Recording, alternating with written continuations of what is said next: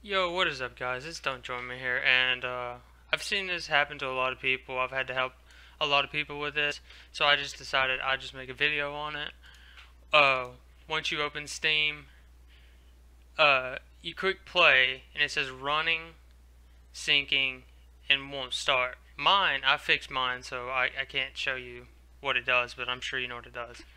So, once it does that, uh, you've probably changed the resolution in game, and you forgot what it was, and your screen size is different.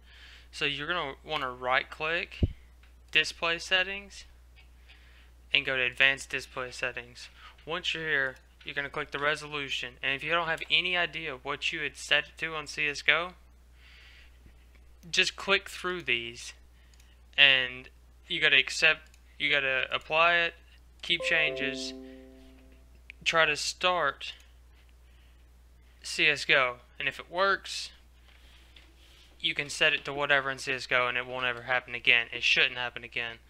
And then then once you get off of CSGO, your screen won't be normal, so you can set that back normal. And once you set it back normal, then your problem's fixed, and you should be able to play CSGO no problem. So I hope this helped, and subscribe, like,